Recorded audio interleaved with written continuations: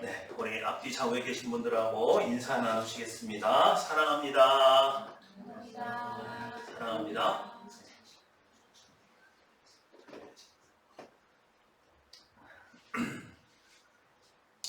오늘 본문의 내용을 조금 축약해보면 이렇습니다. 다윗이 지금 여전히 사울 왕에게 쫓기고 있는 상황입니다. 그러니까 다윗이 지금 어떤 곳에 정착을 해서 평안을 누리고 있는 그때가 아니라 여전히 사울 왕이 다윗을 죽이려고 호시탐탐 노리고 있을 그때입니다. 그런데 이때 항상 다윗을 지켜주고 보호해주던 후견인 같은 분이 있었어요. 그게 누굽니까? 1절에 등장하는 바로 사무엘입니다. 그런데 오늘 25절 1절 말씀 보니까 그 사무엘이 하나님의 부르심을 받고 하늘나라로 소천했습니다. 그럼 이제 다윗은 어떻게 되는 거예요? 홀홀 단신으로.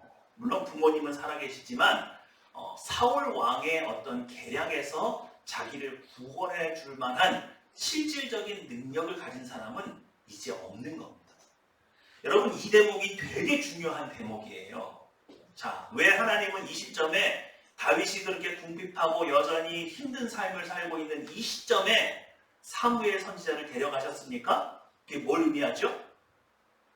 영적으로 다윗이 더 성숙해서 이제는 인간적인 조력자가 없어도 스스로 믿음을 지키고 이 모든 상황을 극복할 수 있을 만한 믿음을 가지고 있는 시대가 되었다는 거예요. 그래서 오늘 여러분이 25장에 딱 들어가자마자 먼저 여러분이 영적으로 캐치해야 될 굉장히 중요한 대목은 뭐냐면 다윗이 또 한 번 성장을 거듭했구나.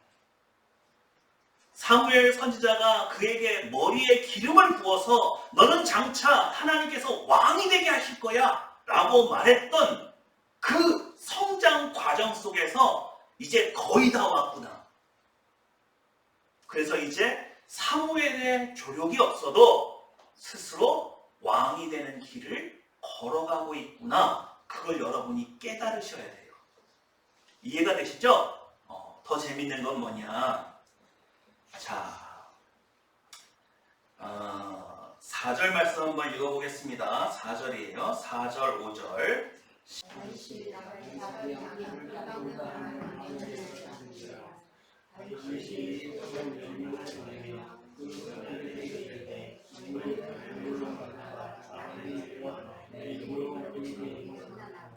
네. 여러분, 왜 다윗이 나발이라고 하는 사람에게 자신의 병사들 10명을 보내서 후원을 받아오라고 할까요? 아까 본문을 읽어보니까 다윗이 주둔했던 그 부대가 주둔했던 곳에 나발의 목자들이 있어서 같이 양을 치고 있는데 그때 다윗의 군사들이 어떤 역할을 해줬다는 거예요? 울타리가 되어줘서 이 나발이라고 하는 사람이 손해보지 않도록 돌봐줬다는 거예요. 근데 오늘이 마침 무슨 날이래요? 양털 깎는 날이래요. 여러분, 이게 우리나라로 치면 어떤 날이에요? 정육점에서 소 잡는 날이에요. 그리고 떡집에서 떡을 막 내오는 날이에요. 그러면 옛날 사람들은 그때 자기만 먹어요? 이웃들에게 좀, 그때 고마운 이웃들에게 좀 나눠줘요? 나눠주죠? 다윗의 입장에서는요, 지금 쫓기고 있는 상황이다 보니까 경제적인 어려움이 분명히 있었을 겁니다. 그래서 아마도 나발이 나를 좀 도와주지 않을까라고 생각을 하고 있었던 거예요.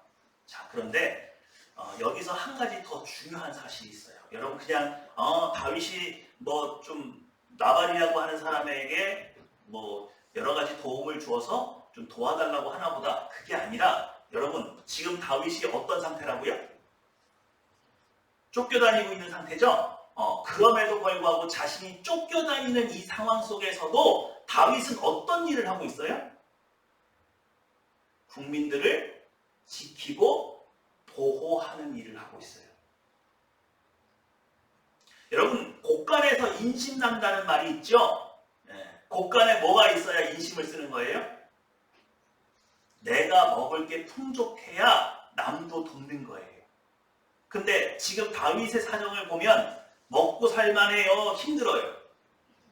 힘들어요. 자기도 힘들어요. 그런데 하나님께서 자신에게 맡긴 사명을 그런 경제적인 어려움과 역경 속에서도 지키고 있어요. 그러니까 다윗은 지금 뭘 하고 있느냐? 왕 노릇을 하고 있는 거예요. 그래서 내 백성을 뭐 하고 있어요? 내가 좀 피곤하고 내가 궁핍하고 내가 어려운 상황에 있을지라도 하나님이 내게 해주신 그 일을 한다고. 믿으십니까? 이게요, 옛날에 무엇과 같으냐면 다윗이 목동이잖아요. 목동은 원래 사자하고 곰 싸우는 거예요? 안 싸우는 거예요? 안 싸우는 거죠? 그런데도 사자와 곰에게서 양떼 무리를 지켰던 그 모습이 확장된 거예요. 이제는 군사를 통해서 양들을 지키는 게 아니라 내 백성을 어떻게든 지켜주고 있는 거예요. 그러면 나발이라고 하는 사람은 어떤 은혜를 입었습니까?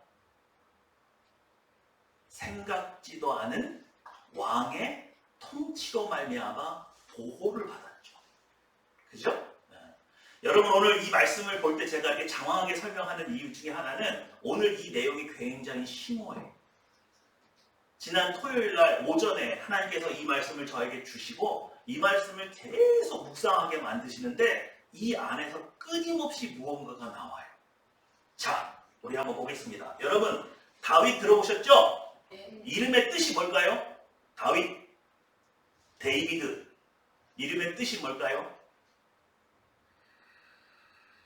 온유야, 다윗의 이름의 뜻이 뭘까? 응? 너 같은데. 응? 다윗의 이름의 뜻은 사랑받는 자라는 뜻이에요. 그럼 여러분, 아비가일은 무슨 뜻일까요? 아비가일에서 파생된 영어 이름들이 많아요. 외국 여자들 보면 게일이라는 이름, 나이팅, 게일이라는 어원이 여기 나와요. 아비가일의 이름의 뜻은 아버지에게 기쁨이 되는 사람, 아버지께서 기뻐하는 자, 이런 뜻이에요. 근데요, 여러분, 나발은 무슨 뜻일까요? 나발. 네? 어리석은 자. 어떻게 하셨어요? 읽다 보시면 나오죠? 네, 맞아요. 나발이라고 하는 사람의 이름은 어리석은 자, 미련한 자, 심지어는 바보라는 뜻도 있습니다. 여러분, 부모가 이런 험악한 이름을 짓는 거 이유가 있겠죠? 근데 더 재밌는 건 뭐냐면 이 사람의 출신이에요. 자, 3절 말씀 한번 자세히 읽어보십시오. 3절을 여러분이 주목해서 볼 필요가 있어요. 3절입니다. 시작! 그 사람이 있는 나발이요 그의 아내 있는 아비가일이다. 그 여자는 순정하고 고가 아름다우나 남자는 마르고 행실이 아름다워 이 사람은 어느 족속이에요? 갈렙이 누구죠? 출애굽할 때 여호수아와 더불어 민족의 영웅이자 믿음의 조상이죠. 그죠? 훌륭한 믿음의 명문 가문을 일으킨 갈렙이라고 하는 사람의 후손이에요. 그런데 이 사람의 성품은 어때요? 완고하고 행실이 악하다 그랬습니다. 그죠? 더 재밌는 건 이거예요. 이 사람이 얼마나 많은 복을 받았는지 몰라요. 그러니까 이 복은 갈렙 때문에 받은 복이에요? 본인 때문에 받은 복이에요? 자기의 조상 갈렙 때문에 하나님께서 베푸신 복이에요. 이 복이 얼마나 크냐? 자, 봅시다. 심히 부하다고 돼 있죠? 2절에 보시면 이 부는 하나님이 누구에게 주신 거예요? 나발에게, 갈렙에게. 갈렙에게. 그죠? 그리고 아버지가, 부모님이 이 아이의 이름을 나발이라고, 어리석은 자, 바보라고 지을만 했으면 이 아이는 총기가 있는 사람이에요? 완악한 애예요? 오죽했을까요? 했으면 그렇게 이름을 졌을까? 그죠? 그런데요, 너무 현숙한 아내를 갖고 있죠. 3절에 보시면 아비가일이라 그 여자는 청명하고 용모가 어땠대요? 아름다우나. 아름답대요. 그죠? 그럼 만약에 이 사람이 집이 힘이 부하지 않았다면 이렇게 예쁘고 총명한 여자를 얻을 수 있었을까요? 없었을까요? 없었겠죠. 그죠? 그러니까 이 사람은 진짜 복을 많이 받은 사람이에요? 안 받은 사람이에요? 복을 많이 받았어요. 근데 오늘 다윗에게 이렇게 행하는 것을 보니까 이 사람의 내면에는 하나님에 대한 감사가 있어요? 없어요? 없어요. 뭐가 없어요? 감사가 없어요. 이 사람이 얼마나 다윗을 모욕하는지 한번 보시겠습니다. 자, 어떻게 말하는지 볼게요. 자, 10절과 11절 한번 읽어보겠습니다. 10절과 11절입니다. 시작!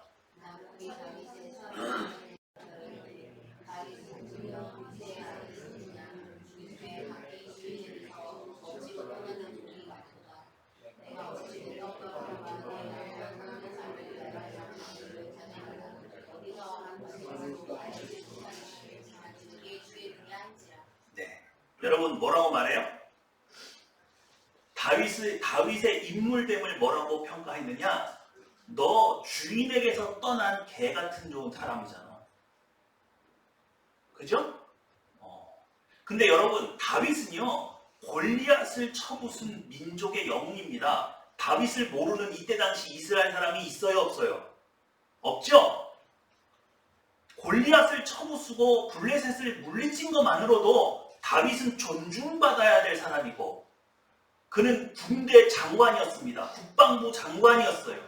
그리고 혁혁한 공을 세우고 이스라엘을 지켜줬던 사람입니다. 그렇게 무시받을 만한 사람이 아니에요. 지금은 수배 중이고 왕에게 쫓겨다니고는 있지만 다윗이 이스라엘 백성에게 베푼 은혜를 생각하면 이렇게 평가할 수는 없는 거죠.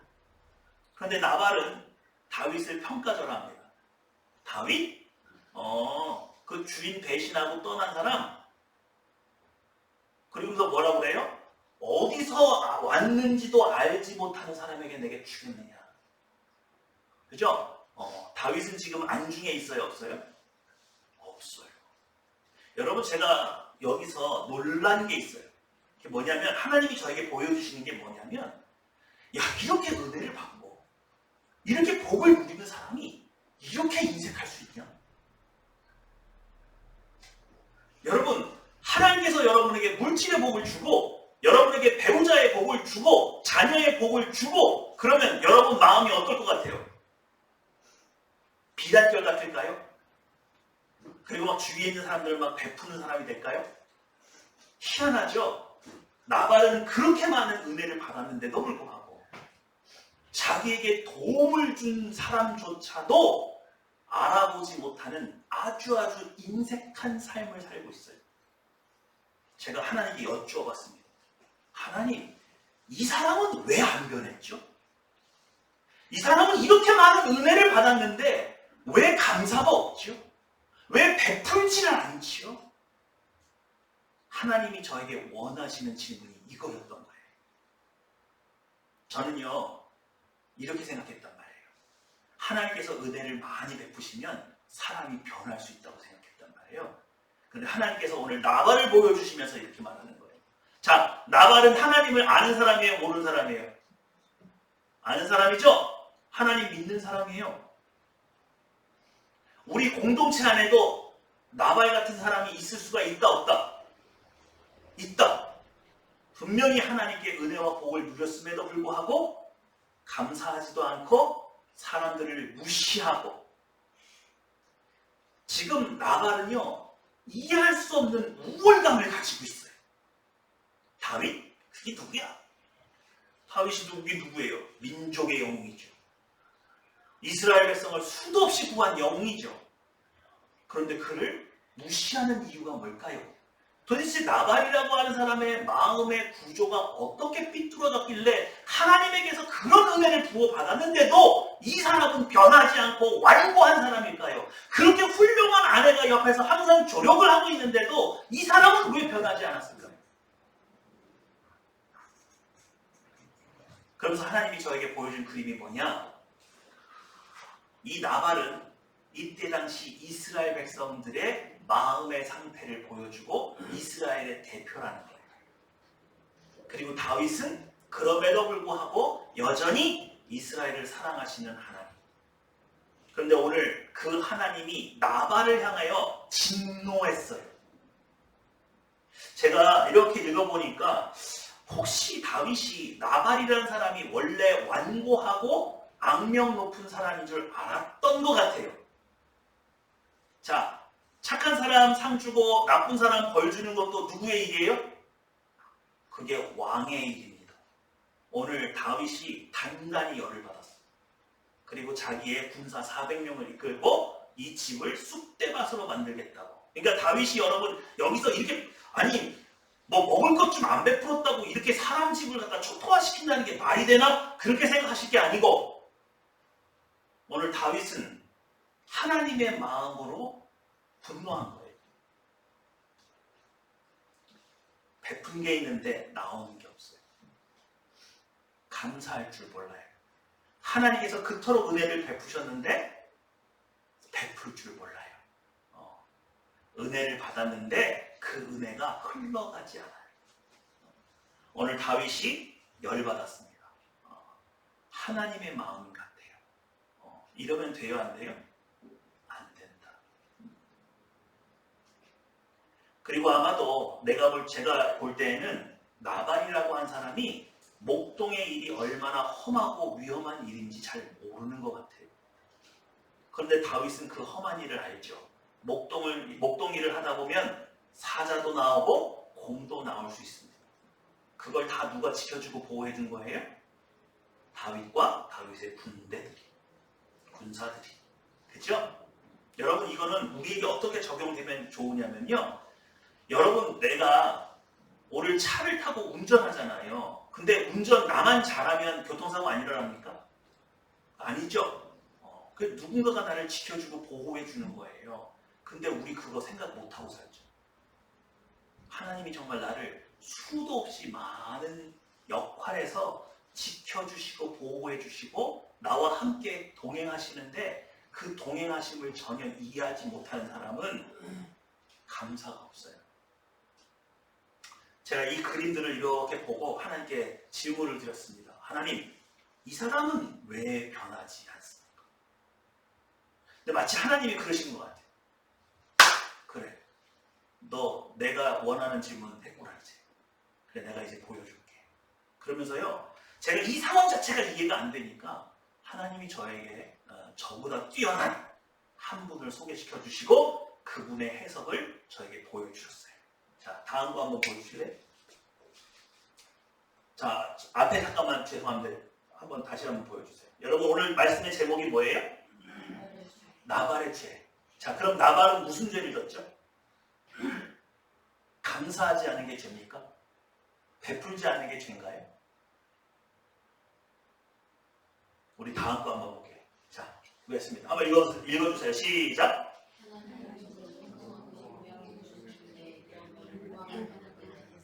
네. 여기 중앙에 클릭을 한번 해주시면 동영상이 작동이 될 거예요. 한번 클릭해 주실래요? 네, 밑에 화살표 보이시죠? 프랑스의 자크 엘루이라는 한 사상가가 있는데 그분이 이런 말을 했습니다. 모든 지혜는 헛되다는 걸 인식하는 것에 모아진다. 다 잊혀집니다. 우리의 삶을 정리하는 그 순간에는 거대한 저작이나 위대한 건물이 남는 게 아니라 하나님 앞에 헌신했던 작은 가치의 구슬들이 아마 놓여있을지도 모릅니다.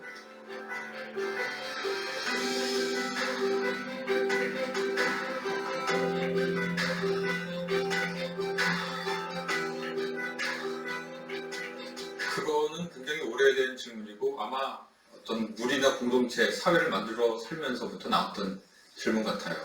근데 그런 질문을 들으면은 우리가 경계해야 할 세계관, 근성이 있습니다. 그것은 바로 흔히 속물근성, 속물사회, 속물세계관이라는 건데요. 속물이란 말은 뭐냐면 그 사람이 가진 사회적 지위를 동등하게 놓고 평가하는 이런 사람들을 우리가 속물이라고 부르잖아요. 그러니까 어떤 사람을 대할 때 이 사람이 사회적 지위가 높으면 그 사람 앞에서는 고개를 숙이고, 어떤 사람이 자기보다 사회적 지위가 낮으면 그 사람 앞에서 어깨 펴고, 이 사람들이 가장 맨 처음에 하는 건 뭐냐면 구분하는 거예요. 넌 나보다 돈 많냐 적냐, 권력이 있냐 없냐라고 구분해요. 교양 속물도 있어요. 저 사람은 내가 저 사람보다 교양이 있다 없다로 구분해요.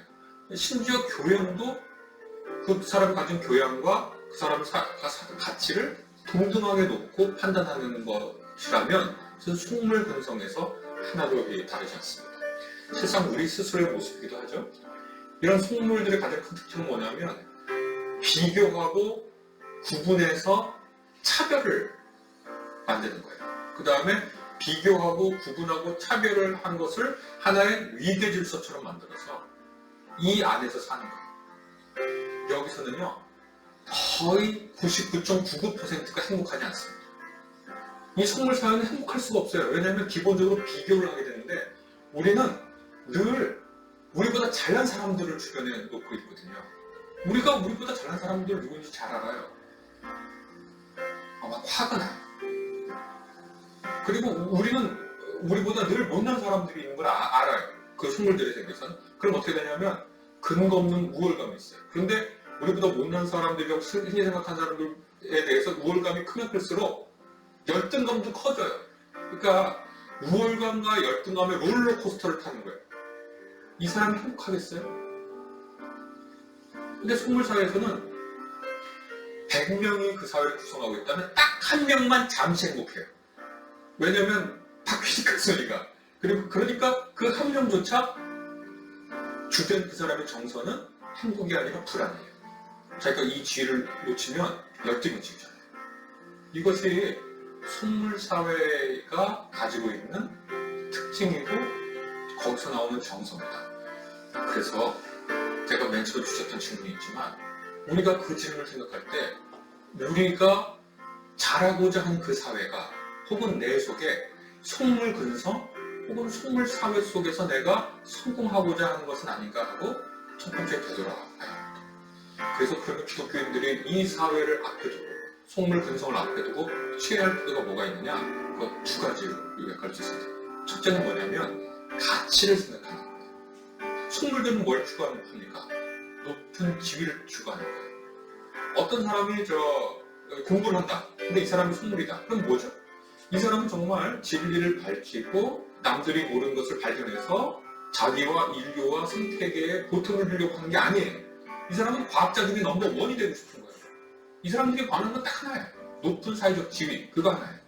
그래서 기독교인들이 이 사회에서 할 수 있는 첫 번째 건 뭐냐면 가치 그 자체로 좋은 것을 추구하고 있는 것, 추구하려고 노력하는 것이 기독교인의 자세라는 거. 노동을 통해서 나와 내 주변을 아름답게 하고 풍요롭게 한다는 가치 자체는 헌신이에요. 아름다움 그 자체에 대한 헌신이에요. 그러니까 속물사회를 앞에 두고 우리가 취해야 될 건 뭐냐면 우리가 가치에 그 자체로 값어치는 것에 헌신하고자 하느냐 아니면 우리가 원하는 게 사회적 지위냐 이걸 헷갈리지 말아야 된다. 우리 스스로 그렇게 생각하고 다른 사람도 그런 눈으로 봐줄 수 있는 능력을 갖추는 게 속물사회에서 우리가 휩쓸려 다니지 않고 살 수 있는 첫 번째 겁니다. 속물사회에 휩쓸리지 말아야 하는 이유는 뭐냐? 불행이죠. 모두 다 불행이십니다. 우리나라의 속물사회에서 제일 잘 나타나는 것 중에 하나가 대학 서열화잖아요. 행복한 사람 누구 있어요? 아주 소수의 몇 명만 있어요. 근데 걔네들도 행복할까요? 속물사회에서? 아니에요. 어느 법대가 최고예요. 그 법대 들어가면 그 사람 다 행복해요? 아니에요. 거기서 1등을 하는 학생은 불행해요. 나는 왜 수석을 못했지? 그럼 1등으로 수석으로 들어오면 행복할까요? 아니에요.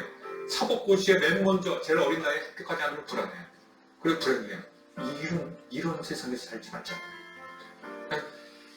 우리가 그런 생각이 들 때마다 우리는 정말 가치 헌신하고 있느냐 그렇지 않느냐를 첫 번째로 확인해야 된다. 그러니까 오늘날 사회는 이른바 능력주의 사회에 속물주의 사회가 겹친 겁니다. 그러니까 끊임없이 남과 비교하고 비교로 인한 불행을 겪으면서 살고 우월감과 좌절감을 롤러코스터 살면서 불행해져요.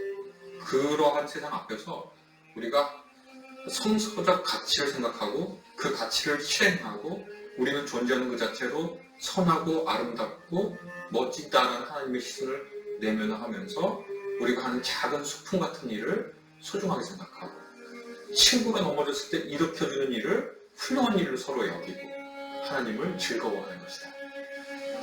그러면 됩니다.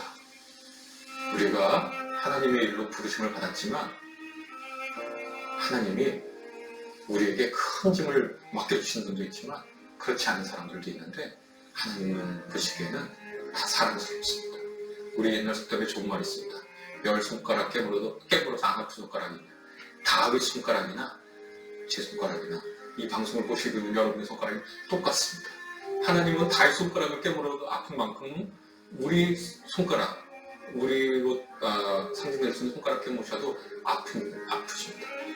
우리가 그렇게 가치 있다는 걸 생각하고 능력주의와 속물주의가 팽배한 세상에서 주눅들지 말고 슬퍼하지 말고 좌절하지 말고 꿋꿋하게 살아갔으면 좋겠습니다.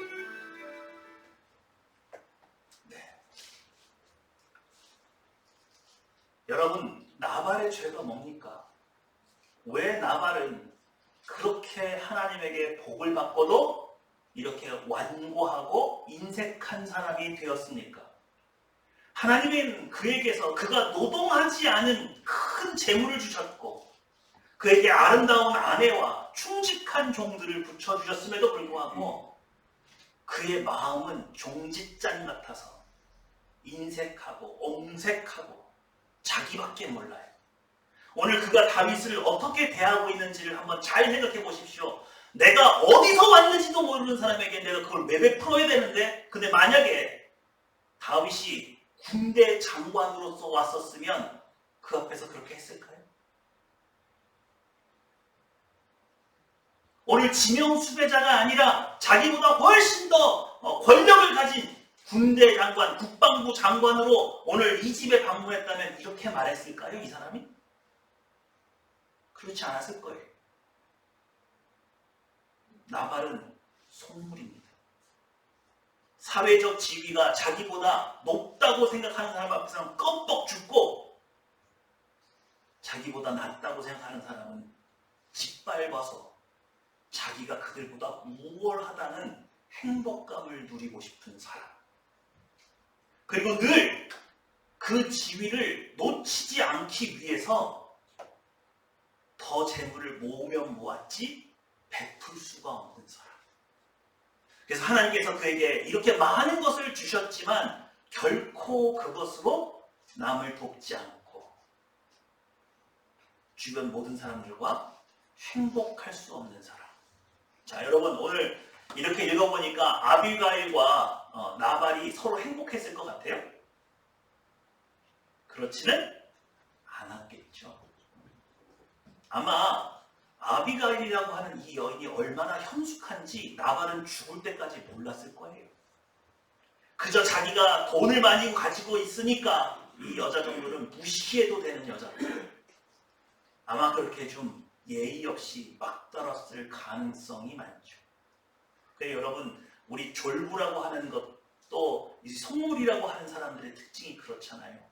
없을 때는 그냥 기불하게 살다가 재물이 갑자기 많아지면 주변에 있는 사람들 서열 다 정해놓고 그리고 의시되고 살다가 다시 또 그게 없어지면 또 비굴해져서 막 땅을 파고, 그죠? 근데 오늘 다윗을 한번 보십시오. 자신이 비참한 상황에 놓여있고 지명 수배자가 되었다고 해서 다윗이 자기 일을 포기합니까?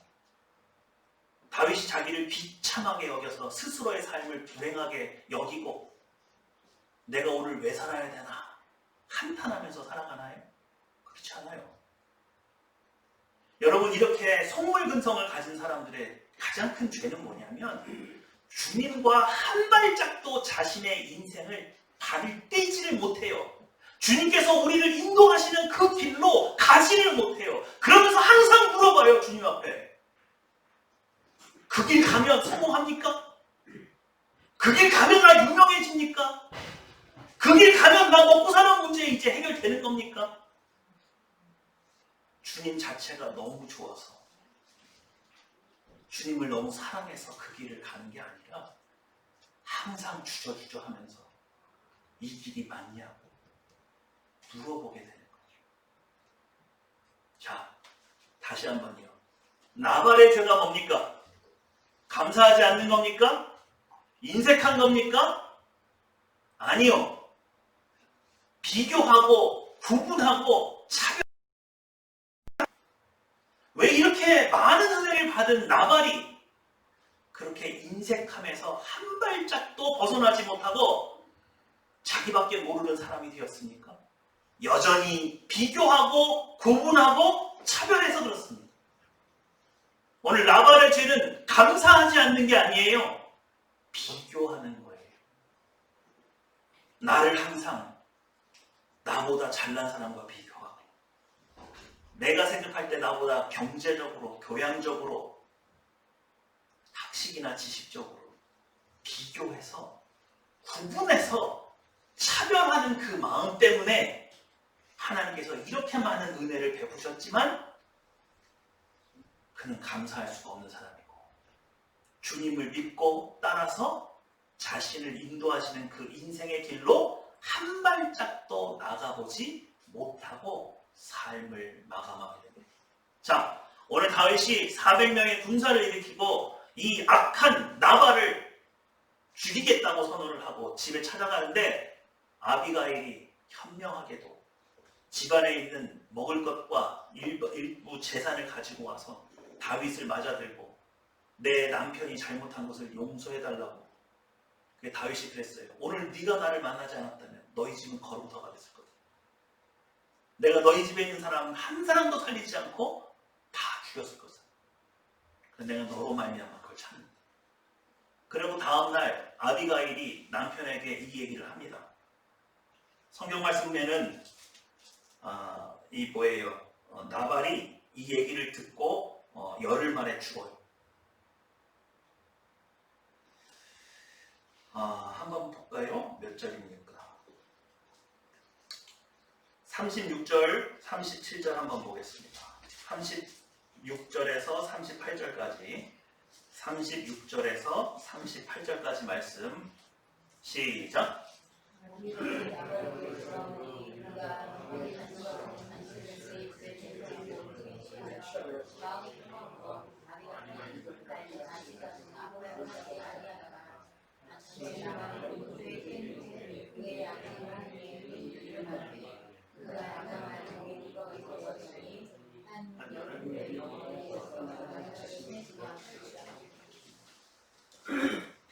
나발은 죽었습니다.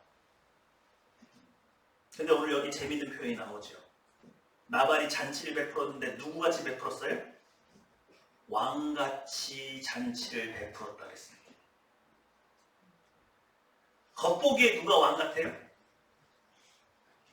나발이 왕 같죠? 그런데 진짜 왕 노릇하고 있는 사람은 누굽니까? 다윗이에요. 여러분, 하나님은요, 여러분을 사랑하실 뿐만 아니라 여러분을 누군가와 비교하지 않는 분이세요. 여러분은 여러분 자체로 아름답습니다. 하나님은 여러분 한 사람 한 사람과 다른 일을 하고 싶어 하세요.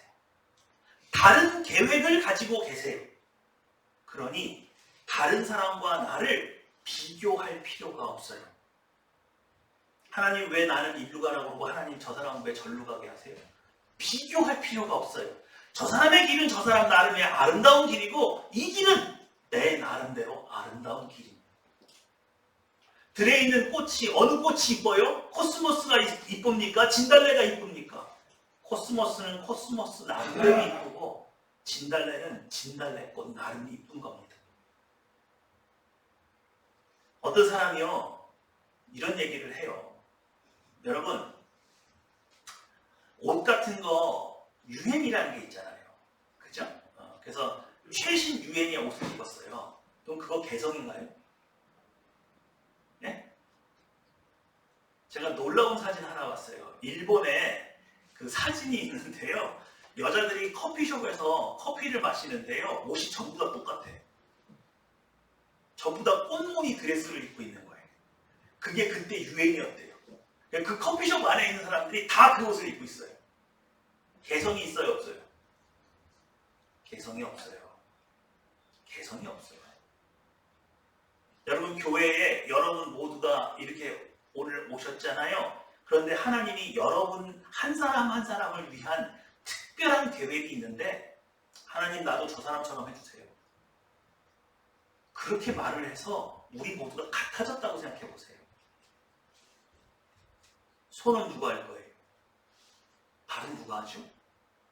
입은 누가 할 거예요? 눈은 누가 할 겁니까? 개성이 없고 다 똑같아지는 거예요. 하나님은 우리를 그렇게 창조하지 않으셨습니다. 그러니 여러분, 여러분의 주변에 누구는 일이 잘 풀리는 것 같고 누구는 출세하는 것 같고 그거 신경 쓰지 마세요. 그 사람과 나를 비교하지 마세요. 오직 오늘 우리가 중요하게 생각하고 집중해야 될 것은 여러분을 하늘평화교회로 모이게 하시고 여러분 스스로에게 한 사람 한 사람에게 놀라운 계획을 가지고 계신 아버지가 있다는 사실을 여러분이 인정하시고 그분과 함께 그 길을 걸어가세요. 오늘 다윗은 그 길을 걸어갔습니다. 다윗은 사람들 보기에 실패한 사람이 되었어요. 이 나발 같은 사람도 무시할 수 있는 사람이 됐다고요, 지금. 그런데 결론은 어떻게 됐습니까? 그가 왕이 됐죠. 요셉을 한번 생각해 볼까요? 그는 죄인이 되어서 구금됐습니다. 그게 하나님이 그를 인도하신 길이에요. 그게 사람들 앞에서 멋진 길이었나요? 그러나 그의 결말은 애굽의 총리가 되는 거죠. 지금 나를 인도하시고 있는 그 하나님을 신뢰하시고 나를 누군가와 비교하고 구분하고 차별하지 않고 내게 주신 하루하루를 감사하면서 나를 연단하시는 하나님, 나에게 인내를 가르쳐 주시는 하나님, 나에게 이 모든 것들을 허락하신 하나님을 믿고 따르다 보면 다윗도 되고 요셉도 되고 다니엘도 되는 겁니다. 그러니 여러분, 여러분의 미래를 두려워하지 마시고 오늘 그분과 여러분의 인생의 길을 계획하시고 함께 동행하심으로 오늘 다윗이 누렸던 이 모든 복을 여러분이 누리시기를 주님의 이름으로 축원합니다. 기도하겠습니다.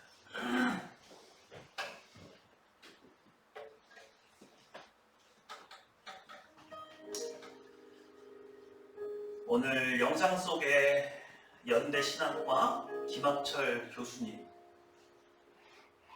비교하는 사람은 행복하지 않습니다. 비교하는 사람은 서울대를 다니건 카이스트가 되건 하버드 대학을 나오건 단 하루도 행복하지 않습니다. 늘 나보다 잘난 사람을 만나면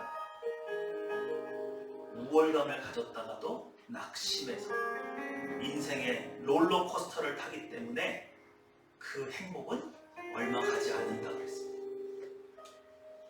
오늘 행복하십니까? 오늘 나는 불행 속에서 나오셨습니까? 아, 왜 나는 환경이 이렇지? 아, 왜 나는 돕는 사람이 없지? 그렇다면 내 안에 나는 누군가와 비교하고 있지는 않습니다. 오늘 그 모든 것을 내려놓으십시오. 먼저 나를 비교하지 마세요. 나를 비교하면 남도 나를 비교한다는 사실을 꼭 기억하십시오. 그들이 나를 비교한다고 해서 내가 그들을 비교해야 되는 거 아닙니다. 오늘 여러분이 행복해지셨으면 좋겠어요. 오늘 하나님 앞에 나를 비교하고 구분하고 차별했던 모든 것들을 내려놓으시고 또 그 습관이 나뿐만 아니라 남도 비교하고 구분하고 차별했다면 오늘 그 모든 것은 다 내려놓으시고 이 모든 것이 하나님이 각기 아름답게 꾸미신 꽃들이라고 생각하는 것처럼 저를 하나의 아름다운 꽃이 되게 해주십시오. 여러분 자신을 행복하게 하셨으면 좋겠습니다. 기도하겠습니다.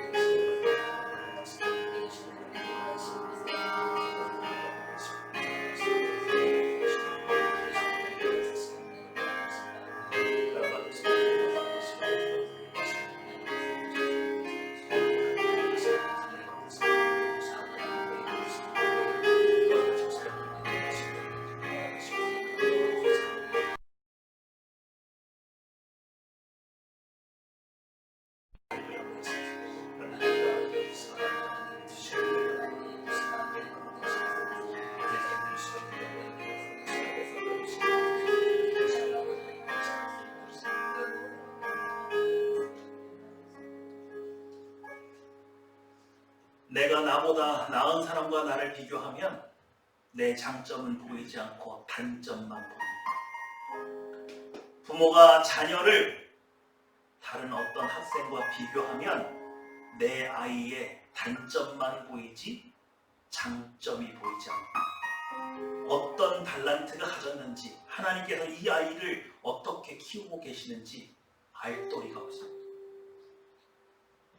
여러분의 말 한마디가 누군가를 행복하게 할 수도 있고 누군가를 열등감에 사로잡게 할 수도 있어요. 오늘 내가 누구를 비교하면서 살았는지를 회개했다면 이제는 내가 내 자녀에게 내 주변 사람들에게 내가 무엇을 했는지 한번 살펴보시고 하나님 저를 행복하게 하시는 것처럼 그들도 행복하기 원합니다. 비교하지 않겠습니다. 구분하지 않겠습니다. 차별하지 않겠습니다. 오직 하나님께서 아름다운 꽃으로 키우신다는 사실을 믿고 하나님과 함께 양육하기 원합니다. 오늘 여러분 가족들을 위해서 기도하십시오. 여러분의 자녀를 위해서 기도하십시오.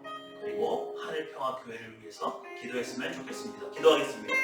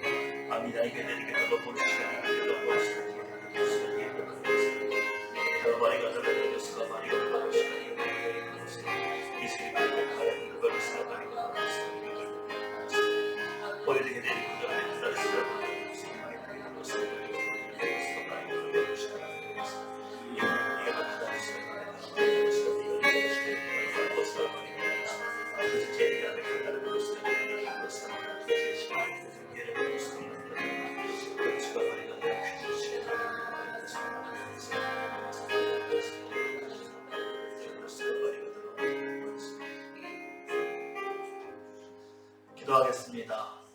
사랑과 인자가 충만하신 아버지 하나님, 오늘 하늘평화교회 가운데 큰 복을 허락해 주십시오.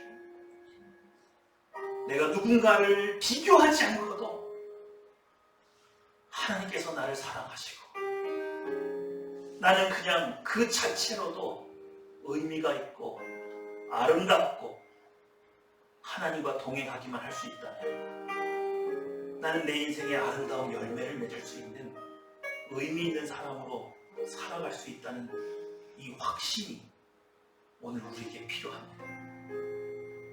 습관처럼 남을 비교하고 구분하고 차별하는 것을 내려놓을 수 있을 만큼 우리 가운데 임해야 되겠습니다. 아버지의 사랑하심을 우리에게 부어주십시오. 우리에게 베풀어 주십시오. 나를 누군가와 비교하지 않고도 사랑할 수 있는 하나님의 눈으로 우리 자신을 돌아볼 수 있게 해주십시오. 그래서 아버지, 이 하늘평화교회 가운데 비교가 없고 차별이 없고 구분이 없는, 그래서 우리 서로서로 너무 행복하고 사랑할 수 있는 교회가 될 수 있도록 아버지, 은혜에 은혜를 더하여 주시옵소서. 그래서 우리가 나발의 죄로부터 자유하게 하여 주시옵소서. 감사 기도드리며 내 주 예수님의 이름으로 기도했습니다.